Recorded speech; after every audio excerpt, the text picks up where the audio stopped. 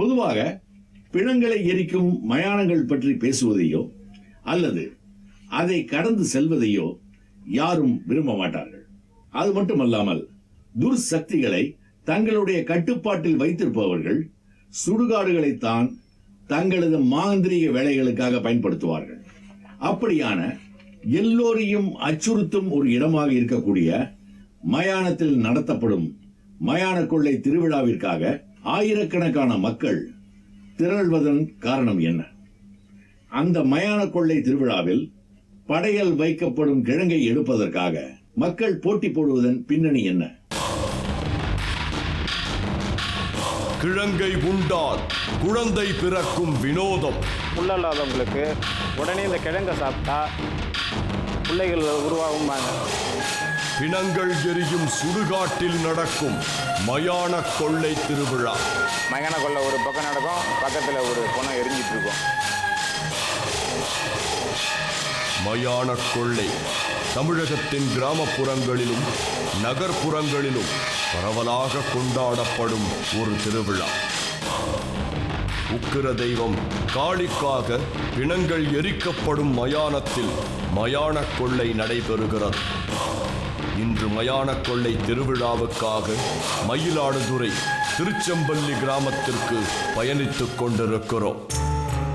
வழியில் இருந்த சுவரொட்டிகளை பார்த்து கோயிலுக்கு வந்தடைந்தோம். மயான கொள்ளை நடைபெற இருக்கின்ற அங்காள பரமேஸ்வரி கோயில் இதுதான். கோயிலில் பெரிதாக எந்த கூட்டமும் இல்லை.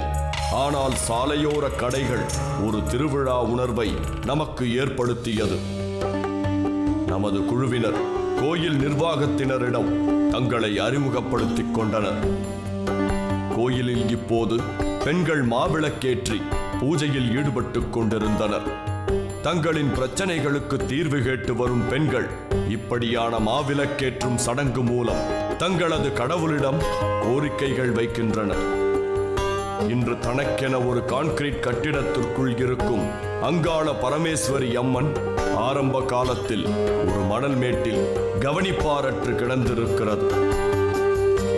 அந்த வழியில் புற்களை மேய்ந்துவிட்டு வரும் மாடுகள் அம்மன் சிலை மீது தனது பாலை வெளியேற்றி விடுமாம். பசு அம்மனுக்கு அபிஷேகம் செய்வதாக புரிந்து கொண்ட மக்கள் அந்த அம்மனை வழிபடத் தொடங்கி இருக்கிறார்கள். அம்மனை வழிபடத் தொடங்கிய நாளில் இருந்து நல்லது நடந்திருக்கிறது. ஆனால் பூஜைகள் செய்வதன் மூலமாகவும் திருவிழாக்கள் நடத்துவதன் மூலமாகவும் அங்காள பரமேஸ்வரி அம்மனை உருவேற்றி வைத்திருக்கிறார்கள். இன்று நடக்கும் மயான கொள்ளை திருவிழாவுக்காக குடும்பம் குடும்பமாக மக்கள் வந்திருந்தனர். சாலையோர கடைகளில் மக்கள் பெருமளவு கூடியிருந்தனர். ஆன்லைன் ஷாப்பிங் வந்த பிறகும் அவர்களுக்கு இப்படியான திருவிழா காலங்களில் பொருட்கள் வாங்குவது பிடித்தமான ஒன்றாக இருந்து வருகிறது. கோயிலின் பின்பக்கம் பல வகை வண்ணங்களில் துணிகளை குவித்து வைத்திருந்தனர். இந்த ஆடைகள் எல்லாம் மயான கொள்ளையில் பங்கு பெறும் நபர்களுக்காக வைக்கப்பட்டிருப்பதாக தகவல் சொல்கின்றனர். வேடம் போடுவதற்கு எந்த வயது வரம்பும் இல்லை என்பதால் குழந்தைகள் முதல் பெரியவர்கள் வரை அனைவரும் வேடம் போடுகின்றனர். வேண்டுதல் நிறைவேறியவர்கள் மயான கொள்ளையில் வேடமிடுகின்றனர். இந்த கோயிலில் பிறந்து சில மாதங்கள் ஆன குழந்தைக்கும் வேடம் போடுகின்றனர்.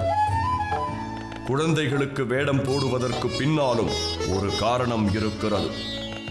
குழந்தைகள் இல்லாத தம்பதிகள் இங்கு வந்து தங்களுக்கு குழந்தை பிறந்தால் வேடம் போட்டு நேர்த்திக்கடன் செலுத்துவதாக அம்மனுக்கு வாக்கு கொடுக்கின்றனர். அம்மன் அவர்களின் வேண்டுதல்களை ஏற்றுக்கொண்டு குழந்தை வரம் கொடுத்ததும் அந்த குழந்தைக்கு வேடம் போட்டு மயான கொள்ளையில் பங்கெடுக்க வைக்கின்றனர். மயான கொள்ளை அந்த கிழங்கை சாப்பிடும்போது 10 வருஷம் புள்ள இல்லாதவங்களுக்கு உடனே இந்த கிழங்கை சாப்பிட்டா அடுத்த நிமிஷம் பிள்ளைகள் உருவாகும்பாங்க. பில்லி சூனியம் செய்வன கோளாறுகள் குடும்ப கோளாறுகள் அனைத்தும் வந்து நீங்கி இந்த கோயிலில் கும்பிட்றவங்க அங்காள பரமேஸ்வரியை கும்பிட்றவங்களுக்கு எல்லாம் போய்விடுது. இன்னும் சில மணி நேரத்தில் மயான கொள்ளை ஆரம்பமாக இருக்கிறது. அதற்கு முன் மயானக் கொள்ளை நடக்கப் போகும் பிணங்கள் எரியூட்டப்படும் மயானத்திற்கு நாம் சென்றோம். இதுதான் இன்று மயானக் கொள்ளை நடக்க இருக்கின்ற இடம். பொதுவாகவே மயானக் கொள்ளை நடக்கப் போகிறது என்றாலே ஒரு நாள் முன்னதாக மரணம் ஒன்று நிகழும் என்கிற ஒரு நம்பிக்கை இருந்து வருகிறது. இறந்தவர் உடல் எரித்த அந்த இடத்தில்தான் மயானக் கொள்ளையின் கடைசி காட்சிகள் அரங்கேறும். மகா சிவராத்திரி அன்னைக்கு எப்போதுமே அந்த சொல்லையில் ஒரு சாவு உழுங்கிறது நிச்சயம். கண்டிப்பாக பார்த்தீங்கன்னா மயான கொள்ளை அன்னைக்கு பார்த்தீங்கன்னா மயான கொள்ளை ஒரு பக்கம் நடக்கும், பக்கத்தில் ஒரு பணம் எரிஞ்சிட்டு இருக்கும்.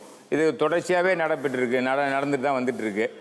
இதை எதுக்காக சொல்கிறாங்கன்னா இது ஒரு அன்னைக்கு சாவுறவங்களுக்கு ஒரு மிகப்பெரிய ஒரு மோட்சம் ஏற்படும் அப்படிங்கிற மாதிரிலாம் சொல்லியிருக்காங்க. ஆனால் எனக்கு தெரிஞ்சதுலேருந்து மயான கொள்ளை அன்னைக்கு பக்கத்தில் பார்த்தீங்கன்னா ஒரு பணம் எரியும், பக்கத்தில் மயான கொள்ளை நாங்கள் அந்த சுடுகாட்டில் கொள்ள வருவது வழக்கம்.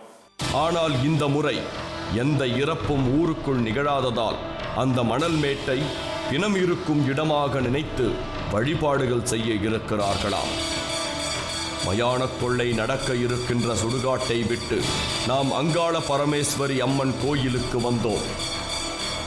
பொதுவாக மயானக் கொள்ளையில் காளி, அகோரி, காட்டேரி போன்ற பல வேடங்களை போட்ட மக்கள் மயானத்திற்கு வரிசையாக செல்வார்கள். அங்கு அசுரனாக பொம்மை செய்து வைத்து அதற்கு முன் உக்கிர தெய்வமான காளிக்கு ஆடு, கோழிகளை பலியிடுவார்கள். இறுதியாக படையலை எடுத்துக்கொள்ள மக்கள் முந்தியடிப்பார்கள். ஏனென்றால் அந்த படையலை எடுப்பவர்கள் தெய்வத்தை தங்களுடன் வீட்டிற்கு அழைத்து செல்பவர்களாக கருதப்படுகிறார்கள். அந்த படையல் துர்சக்திகள் விரட்டுகின்ற சக்தி உடையதாகவும் கருதப்படுகிறது. கோயிலில் நாதஸ்வர வாத்தியங்கள் முழங்க ஆரம்பித்தன.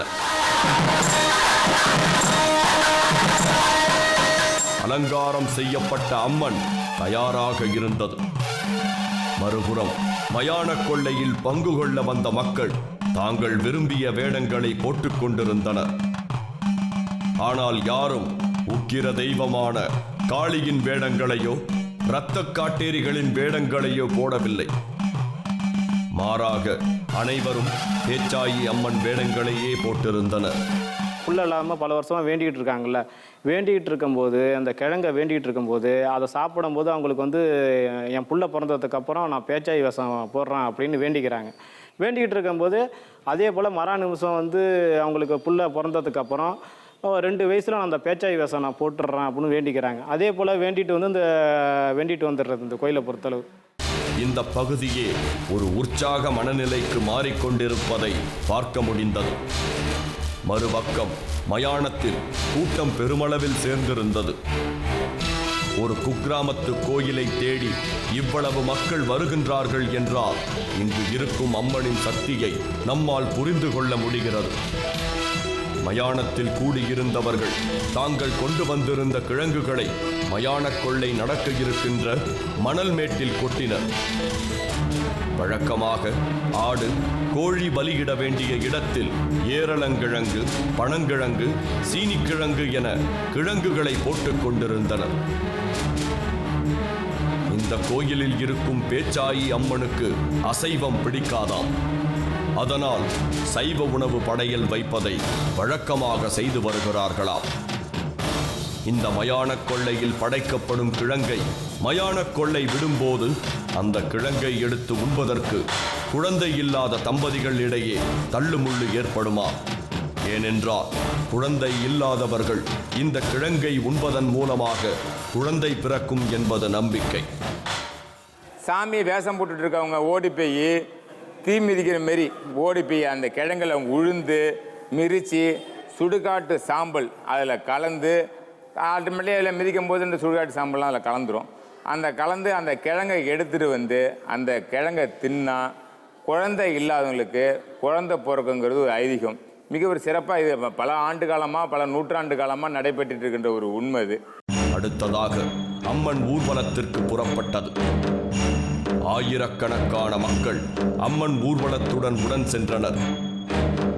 மயானத்தில் தொடர்ந்து கிழங்குகள் கொட்டப்பட்டு கொண்டே இருந்தது. கொட்டப்படும் கிழங்குகள் வந்திருக்கின்ற ஆயிரக்கணக்கான மக்கள் கூட்டத்திற்கு போதுமானதாக இருக்குமா என்பது கொஞ்சம் சந்தேகம்தான்.